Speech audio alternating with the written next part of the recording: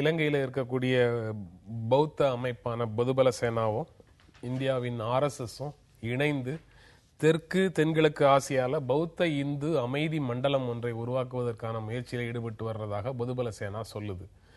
அது என்ன பொருள் அவங்க டிக்ளேர் பண்றதுக்கு? ஆர்எஸ்எஸோட இணைந்து நாங்கள் அந்த மாதிரி முயற்சிகளில் அந்த இலக்கை நோக்கி நாங்கள் வேலை செய்து கொண்டிருக்கிறோம் அப்படின்னு அவங்க சொல்றத எந்த பொருள்ல புரிஞ்சுக்கிறதுன்னு முதல்ல புரியல. உங்களுக்கு அந்த மாதிரி சொல்வதற்கு ஏதாவது இருக்கா? முதல்ல ஆர்எஸ்எஸ் நம்ம நாட்டுக்குள்ள மட்டும் செயல்படுற அமைப்பு. ஆர்எஸ்எஸ்க்கு வெளிநாட்டில் எந்த கிளையும் கிடையாது. ஆர்எஸ்எஸ் உடைய சட்ட விதிகள்லையும் பாரத நாட்டில் இருக்கிற இந்துக்களை இணைப்பதற்காக அமைப்பு தான் இருக்குது. அதனால் வெளிநாட்டில் ஃபஸ்ட்டு ஆர்எஸ்எஸ்க்கு சம்மந்தம் கிடையாது. பொதுபல சேனாங்கிறது இலங்கையில் புத்த மதத்தை கோட்பாடுகளை முன்னிறுத்தி செயல்பட்டு வருகின்ற ஒரு அமைப்பு. அந்த நாட்டில் இன்றைக்கு இந்துக்கள் இருக்காங்க. அதனால் மோதல் தமிழர்களில் பெரும்பான்மையான இந்துக்கள். அதனால் மோதல் மொழி அடிப்படையில் நடந்திருக்கு, பல்வேறு உரிமைகளுக்காக நடந்திருக்கு. ஒரு ஒற்றுமை ஏற்படுத்தணும்னு சில முயற்சிகள் அவங்க எடுத்துகிட்டு இருக்காங்க. 2-3 வருஷமாகவே முயற்சி பண்ணிகிட்டு இருக்காங்க. இது இல்லாமல் தென்கிழக்கு ஆசிய நாடுகள் எல்லாத்துலேயுமே புத்த மதத்தை சேர்ந்தவர் நிறைய பேர் இருக்காங்க. கலாச்சார ரீதியாக நம்ம நாட்டுக்கு புத்தர் பிறந்த இடம், வளர்ந்த இடம் அதெல்லாம் பார்க்கறதுக்காக வந்துட்டு இருக்காங்க. மிகப்பெரிய ஒரு அவங்களுடைய சித்தாந்த ரீதியாக அவங்களுக்கு பாரதம் ஒரு மதிப்புக்குரிய ஒரு நாடு. அதனால் பல நாடுகளில் புத்தர்கள் எங்கெல்லாம் புத்த மதத்தினாலும் அவங்க எல்லாருமே பாரத நாட்டு மேலே ஒரு மரியாதை இருக்குது. அந்த அடிப்படையில் சொல்லியிருக்கலாமே தவிர ஆர்எஸ்எஸுக்கும் பொதுபல சேனாவுக்கும் எந்த விதமான தொடர்பும் இதுவரை கிடையாது. ஆர்எஸ்எஸ் வெளிநாட்டில் செயல்படக்கூடிய அமைப்பும் அல்ல, வெளிநாடுகளில் செயல்படக்கூடிய அமைப்பு இல்லை. இந்தியாவில் இருக்கக்கூடிய ஆர்எஸ்எஸோட சேர்ந்து இந்தியாவை அப்படி ஒரு அமைதி மண்டலமாக உருவாக்குவதற்கு அவங்க முயற்சி செய்கிறாங்களா? இல்லை, அவங்க எப்படி இங்கே செய்ய முடியும்? அது செய்ய வாய்ப்பே கிடையாது. அல்லது அங்க இந்து புத்த ஒற்றுமைக்காக பல்வேறு அமைப்புகள் வேலை செய்கின்றன. ஆர்எஸ்எஸ் அமைப்பு வேலை செஞ்சுட்டு இருக்கு. நம்ம நாட்டில் இப்போ போபாலில் எல்லாம் பெரிய மாநாடுலாம் நடத்திட்டு இருக்கும். தம்மம்ங்கிற கோட்பாடு பற்றி கொள்கை ரீதியாக எப்படி கலாச்சார ரீதியாக ஒரே பாதையில் நாம் செல்கிறோம் அதெல்லாம் நடக்குதே தவிர அரசியல் நோக்கத்திற்காக பல்வேறு நோக்கத்திற்காக வெளிநாட்டில் இருக்கிற அரசியல் ஈடுபடுற அமைப்பு ஆர்எஸ்எஸ் கிடையாது. அவங்க என்ன விரும்புகிறாங்கன்னு நமக்கு தெரியாது. அவங்க நீ இங்கே பார்த்து பேச போகிறேன்னு சொல்லியிருக்காங்க. அப்படி அவங்க சொல்கிறதெல்லாம் நம்ம ஏற்றுக்கொள்ளக்கூடிய ஆட்களும் கிடையாது. ஆர்எஸ்எஸ்ல பல்வேறு கருத்துக்கள்லாம் பல பேரோட ஆலோசனை செஞ்சு எந்த ஒரு நாட்டுக்கும் அபாயகரமான சூழ்நிலையெல்லாம் இல்லாத பட்சத்தில் நல்ல ஒரு இணக்கத்தை ஏற்படுத்தக்கூடிய ஒரு கொள்கையாக இருந்தால் சேர்ந்து வேலை செய்ய முடியுமே தவிர வேற எந்த வெளிநாட்டு விவகாரத்திலையும் ஆர்எஸ்எஸ் தலையிட்டது கிடையாது. ஆர்எஸ்எஸ் இதில் எந்த விதமான ஈடுபாட்டிலையும் இல்லை அப்படின்னு சொல்லி சட்டகோபன் தெளிவாக சொல்லிட்டார். ஆனா இந்த மாதிரி ஒரு செய்தி நேற்றைய நாளிதழ் ஒன்றில் வந்திருக்கு. பொதுபல சேனா இதை சொல்லுது. வெளியில என்ன பின்னணி இருக்க முடியும்? அது சொல்ல இப்போ அவங்க இப்போ ஒரு நண்பர் சொல்ற மாதிரி அவங்க தங்கள் விருப்பத்தை வெளியிடுவதாக கூட வைத்துக்கொள்வோம்.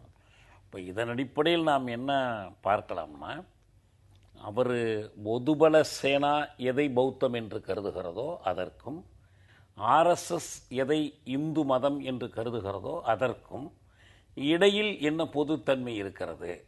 ஏன்னா அவங்க அதன் அடிப்படையில் ஒரு ஆதிக்க நிலை கேட்கிறாங்க. சிங்கள தேசம் என்று அதை அறிவிக்கணும். வேற்று மதத்தவர்களோ வேறு மொழி பேசுகிறவர்களோ இருந்தாலும் இதற்கு அடங்கி போகணும் என்று அவங்க சொல்லக்கூடிய கருத்து.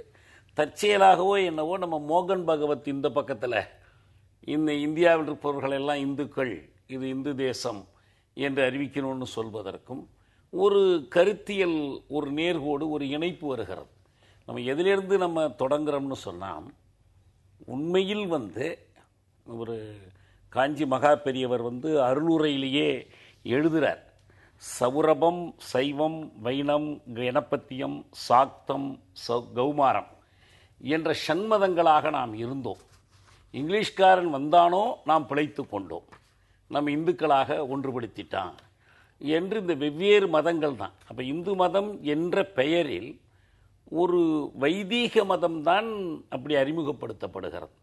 இப்போ நேரடியாக அம்பேத்கர் நாம் எடுத்துக்கொள்ளலாம். அம்பேத்கர் இந்து மத கோட்பாடுகளை 3 விதமாக அவர் பிரித்து சொன்னார். ஹிந்துஸுங்கிறது இந்தியாவில் குடியிருக்கக்கூடிய எல்லோருக்குமான ஒரு பொது பேர். மார்க்ஸ் கூட அந்த பேரை பயன்படுத்துகிறார். தி ஹிந்துஸ்னா ரெசிடென்ட்ஸ் ஆஃப் திஸ் ஏரியா, இந்த சப்கான்டினென்ட். ரெண்டாவது அது ஒரு இறையியல், தியாலஜி. இப்படி கும்பிடணும், இந்த மாதிரி சாமி கும்பிடணும், சாமிகளை கும்பிடலாம். இது ஒவ்வொரு மதத்துக்கும் இருக்கிற உரிமை, இந்துக்களுக்கும் இருக்கிற உரிமை. ஆனால் மூணாவதாக அவர் சொல்கிறாரு, ஹிந்துயிசம் என்பது ஒரு வர்ணாசிரமத்தை அடிப்படையாக கொண்ட, ஒரு உழைப்பு பிரிவினை அடிப்படையாக கொண்ட ஒரு வர்ணசாதி கட்டமைப்பு. இப்போ இங்கே தான் பிரச்சனையே எழுது உங்களுக்கு. இந்த அடிப்படையில் பார்க்கும்போது ஒரு வர்ணாசிரமத்தை, மனு தர்மத்தை வலியுறுத்துகிற ஒரு கோட்பாட்டை நிலைநிறுத்துவதுதான். ஏன்னா நம்ம நல்லா பார்த்தோம், பாபர் மசூதி இடித்த உடனே சாதுக்கள் அறிவிச்சாங்க. அடுத்து உடைக்க வேண்டியது இடஒதுக்கீட்டை என்று சொன்னாங்க. ஒரு சமூக நீதிக்கு விரோதமான ஒரு கருத்து. அந்த பக்கம் பார்த்தீங்கன்னா அவங்க இந்த பௌத்த பல சேனா என்பது அவங்க புத்தருடைய கொள்கைகளை பிரபாகரன் தெளிவாக ஒன்று சொன்னார். உண்மையிலேயே சிங்களவர்கள் பௌத்தர்களாக இருப்பார்களானால் எங்களுடைய போராட்டமே தேவைப்பட்டிருக்காதுன்னு சொன்னார். ஏன்னா அவர்கள் அமைதியை விரும்பக்கூடியவர்கள், அகிம்சையை போற்றக்கூடியவர்கள். இன்னும் சொல்ல போனால் கலிங்கத்து போரினால் மனமுடைந்த அசோகன் அங்கே பௌத்த மதத்தை பரப்புறதுக்கு ஆட்கள் அனுப்புனா எல்லாமே நமக்கு தெரியும்.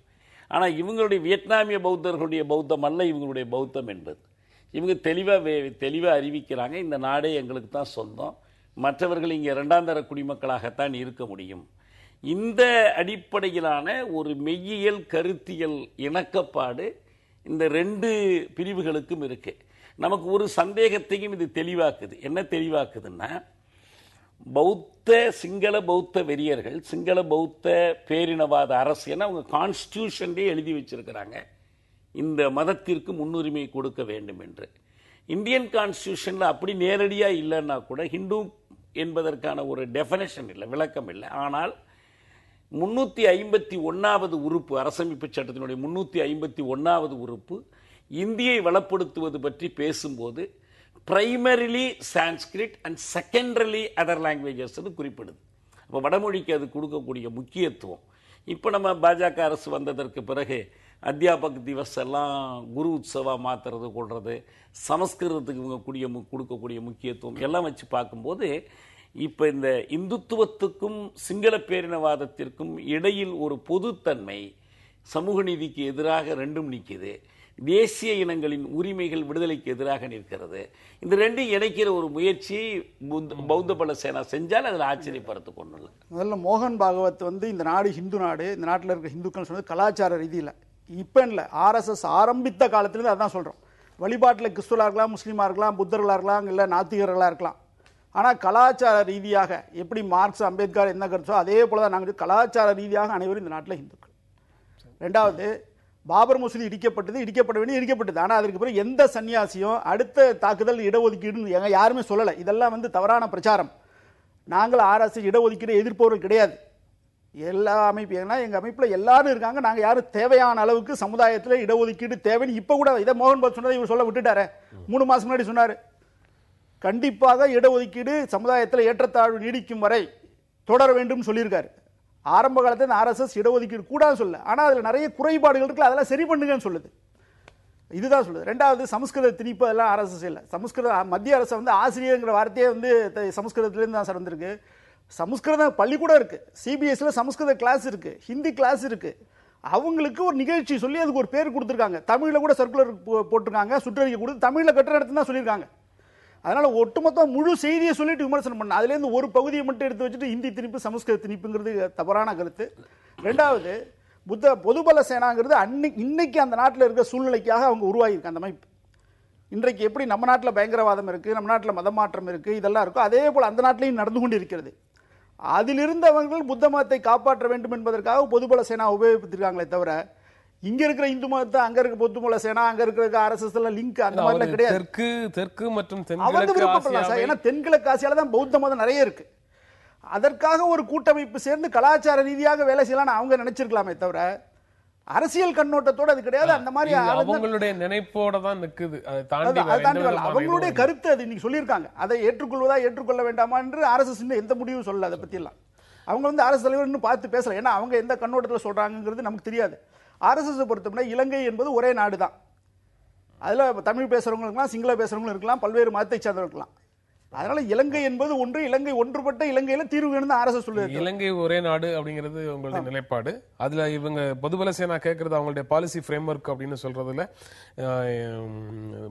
அது ஸ்ரீலங்கா அல்லது இலங்கை அப்படிங்கிறத பெயர் மாற்றம் செய்யணும், சிங்கள நாடுன்னு அதுக்கு பெயர் மாற்றம் செய்யணும்.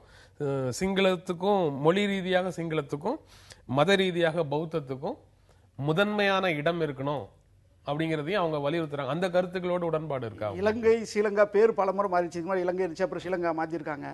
அதே போல மத கான்ஸ்டியூஷன் இப்போ பாகிஸ்தான் பங்களாதேஷ் இருக்கு, அவங்கெல்லாம் இஸ்லாமிக் ரிபப்ளிக் டிக்ளேர் பண்ணுங்க. எத்தனையோ நாடுகள் உலகத்தில் இப்ப மாத்திருக்காங்க. இப்ப ரீசெண்டா தான் பங்களாதேஷ் 2 வருஷத்துக்கு முன்னாடி செக்குலர் கண்ட்ரி சொல்லியிருக்காங்க. ஆனா உலகத்தில் பல நாடுகள் தங்களை இஸ்லாமிய குடியரசு என்று கிறிஸ்துவ குடியரசு என்றோ சொல்லிட்டு இருக்கு. அது போல ஸ்ரீலங்காவில் புத்தர்கள் அதிகமா இருக்கிறதுனால இவங்க புத்திஸ்ட் கான்ஸ்டியூஷன் அன்றைக்கி அவங்க கிரியேட் பண்ணியிருக்காங்க. அந்த நாட்டில் புத்தர்கள் அல்லாதவர்கள் பிரதம மந்திரியாவோ ஜனாதிபதியாக வர முடியாது, இன்றைக்கே வர முடியாது. அதனால ஆல்ரெடி அங்கே இருக்குது. அதான் அதை பற்றி பேசலாம், ஒரு இடைவேளைக்கு அப்புறம் நம்ம தொடர்ந்து பேசலாம்.